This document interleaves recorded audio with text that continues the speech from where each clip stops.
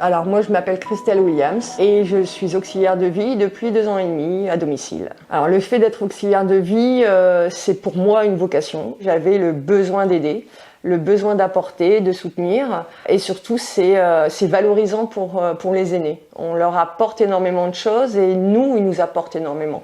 Je pense qu'on a un respect à avoir envers eux et cet intergénérationnel nous permet de grandir, d'apprendre plein de choses et surtout de les respecter et de continuer à travailler et à leur donner de la dignité.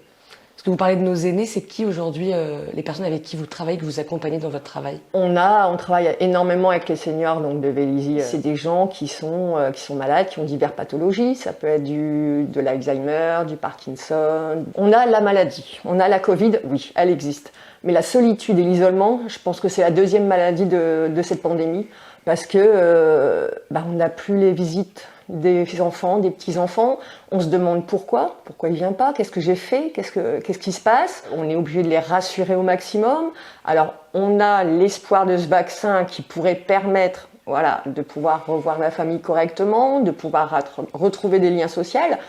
Mais en attendant, il y a énormément de gens qui sont seuls. Et la seule visite dans la journée, c'est l'infirmière le matin, l'auxiliaire de vie, et ils se raccrochent. Et toute la peur, tout ce stress, c'est sur nous. Il y a un décès, on ne peut pas les prendre dans les bras. J'ai eu le tour, on a eu plusieurs décès malheureusement. On ne peut pas prendre la personne dans les bras pour les consoler.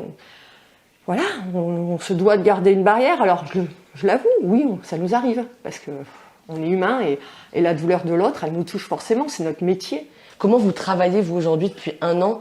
Quel changement vous avez observé? Nous, on s'est pris une dose de stress, déjà, parce que c'est quoi? Comment? On a la chance d'avoir nos employeurs qui nous ont fourni tout ce qu'il fallait. Au moment où il le fallait, ils ont été là, ils nous ont soutenus. Mais au-delà de ça, on ne sait pas. Est-ce qu'on va chez les gens? Elle n'est pas bien, est-ce qu'elle l'a? Parce qu'on se dit on peut ramener n'importe quoi, ou même notre famille peut nous donner n'importe quoi aussi, surtout quand on a des enfants. On a beau faire attention, c'est arrivé. J'ai des collègues qui sont tombés malades, je suis tombée malade et malheureusement, on est comme tout le monde. Même si on se protège, on l'a bien vu en milieu hospitalier. Les infirmières qui sont en première ligne aussi, même protégées, il y en a eu énormément qui sont tombés malades. Mais c'est que ça, c'est du stress, de l'angoisse, de la peur, la nôtre, et on prend celle de nos bénéficiaires parce qu'on ne peut pas leur laisser, parce qu'il faut les soutenir. Et donc, ça nous fait une double charge. Et à côté de ça, on n'a pas d'exutoire.